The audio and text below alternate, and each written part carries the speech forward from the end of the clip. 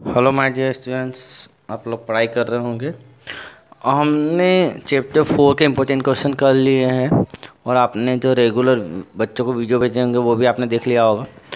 अब हम इस चैप्टर 5 में इम्पोर्टेंट क्वेश्चन कर रहे हैं अर्थमेटिक प्रोग्रेशन। इसमें मेन जो इम्पोर्टेंट क्वेश्चन है वो एक्सरसाइज 5.2 5.3 से आते हैं। 5.1 से बहुत कम चांस है ना। तो 5.2 और 5.3 से जो इम्पोर्टेंट क्वेश्चन है हम वो डिस्कस करेंगे। तो यहाँ पे एग्जांपल नंबर 7 जो है पेज नंबर 103 पर है। इम्पोर्टेंट क्वेश्चन है, ये भी एग्जाम में आ सकता है। How many 2 digit number are divisible by 3। तो हमें बताना है कितने नंबर ऑफ डिजिट जो है वो 3 से डिवाइड है। 2 नंबर ऑफ डिजिट जो है मतलब 2 अंकों की जो संख्या है वो 3 से डिवाइड है। तो ऐसे कितने नंबर पॉसिबल है। तो हम जानते हैं 2 डिजिट के जो नंबर होते हैं वो हमारे वो 10 से स्टार्ट होते हैं। 2 डिजिट नंबर कहाँ से स्टार्ट होते हैं? 10 से। सो हम जानते हैं 3 से डिवाइड होने वाला फर्स्ट 2 डिजिट नंबर 12 है, 15, 13 और 99 लास्ट नंबर होता है। 99 भी 3 से डिवाइड है, तो लास्ट नंबर 2 डिजिट नंबर है 99। तो ये हमें एक सीरीज़ मिली है। इस सीरीज़ में हमें बताना है कि ये एपी में है या नहीं। तो इट इज़ एपी में, क्योंकि ये मल्टीपल ऑफ 3 है, डिविजिबल बाय 3। तो ये एपी में है। तो यहाँ पे हम डायरेक्ट मतलब ये वाली लाइन आपको नहीं लिखनी है। आप क्वेश्चन में डायरेक्ट a = 12 लिखिएगा, d = कॉमन डिफरेंस 3 है, और an आप जानते हैं लास्ट टर्म होती है। an मतलब कि 99। हमें क्या फाइंड करना है? हाउ मेनी 2 डिजिट मतलब कितने टर्म है, कितने नंबर लिख सकते हैं हम। तो how many numbers, number of term मतलब एन फाइंड करना है। ठीक है, तो एन फाइंड करना है तो an का फार्मूला लगाएंगे। an = a + n - 1 d होता है। तो 99 = 12 + n - 1 × 3। तो ये 12 इधर आ जाएगा तो माइनस का हो जाएगा। तो 99 - 12 = n - 1 × 3। एक स्टेप हमने डायरेक्ट कर लिए यहाँ पर। तो जब 12 इधर आया तो माइनस कर लेंगे। तो 87 = n - 1 × 3। अब 3 को हटाना है तो 3 मल्टीप्लाई में तो अपॉन में आ जाएगा। तो 87 के अपॉन में 3 आया तो 29।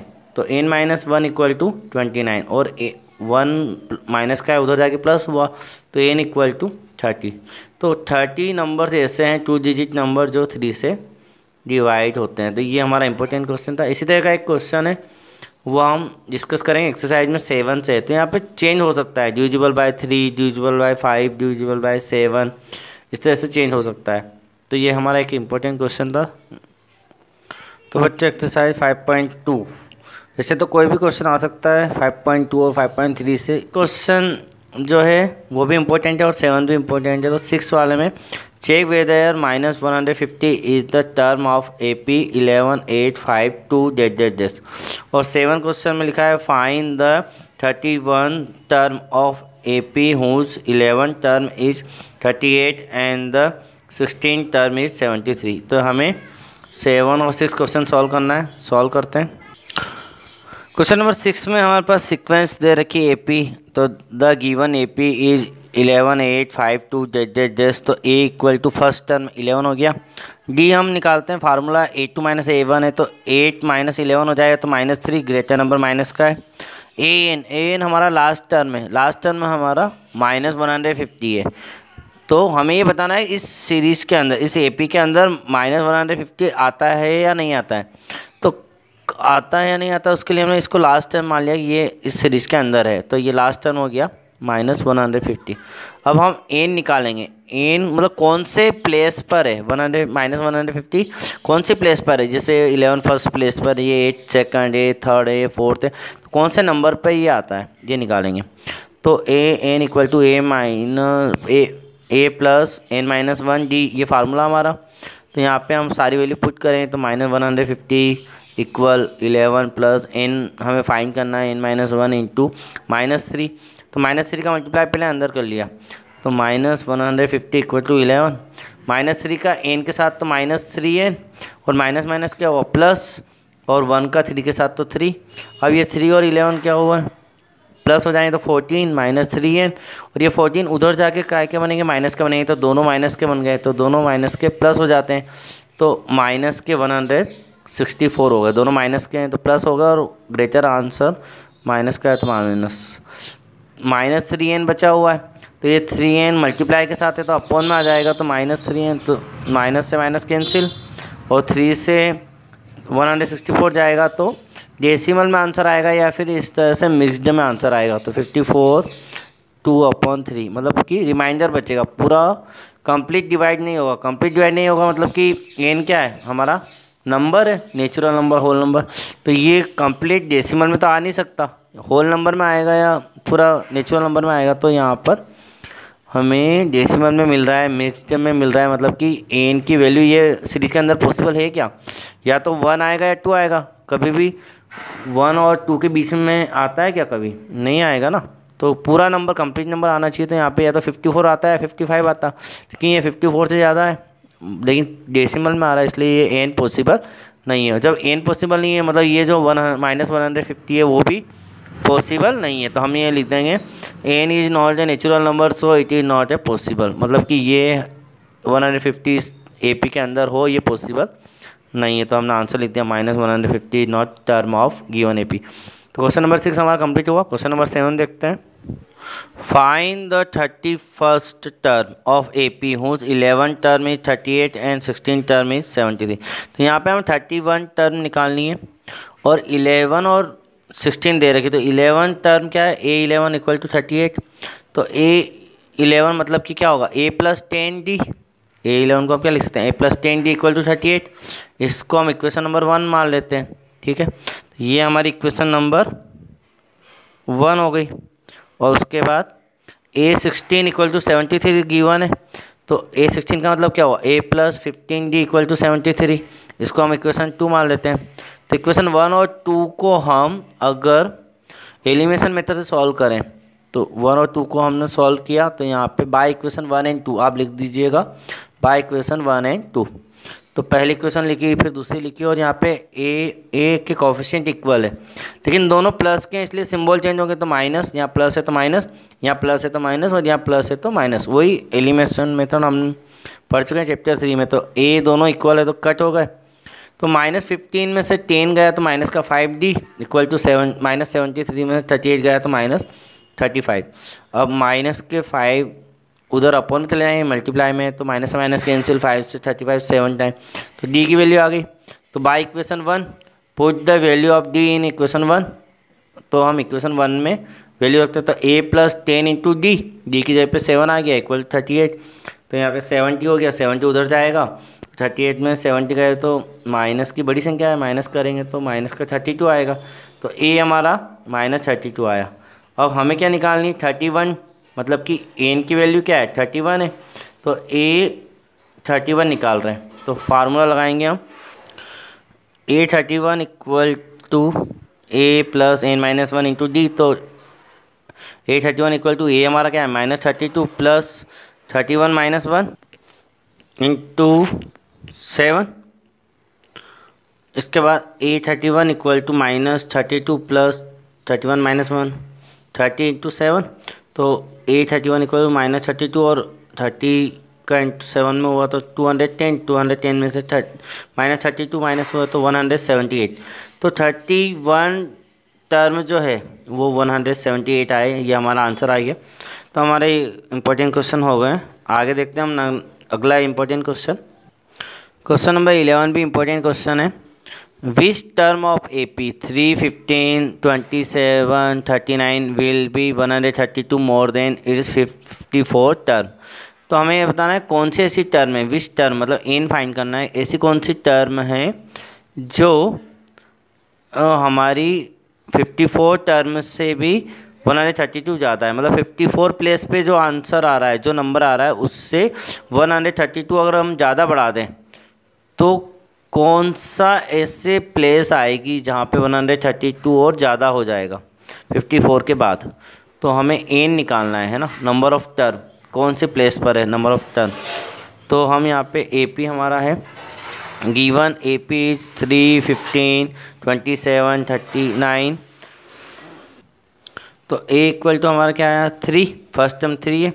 d इक्वल टू क्या a2 minus a1 means 15 minus 3, तो क्या हो जाएगा 12 हो जाएगा। a2 हमारा 15 है और a1 हमारा 3 है, तो ये d आ गया। उसके बाद हमें अब हमें n निकालना है।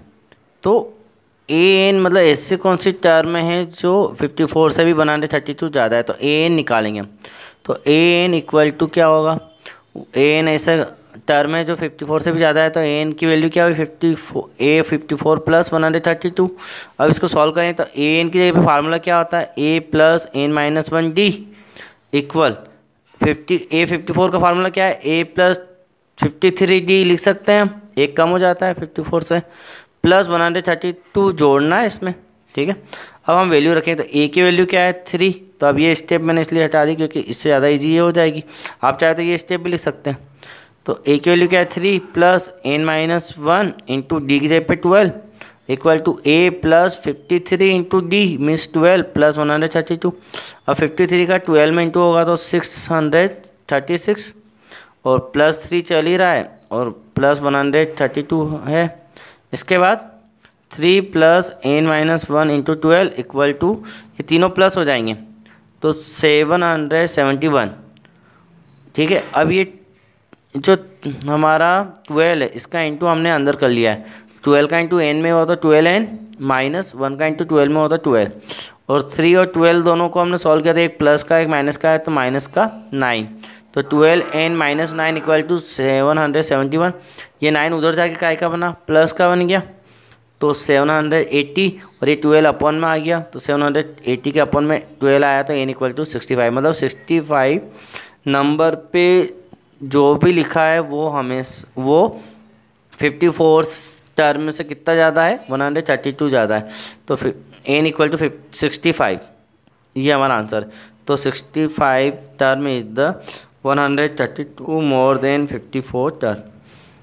Question number 13 is very important question. How many 3-digit number are divisible by 7?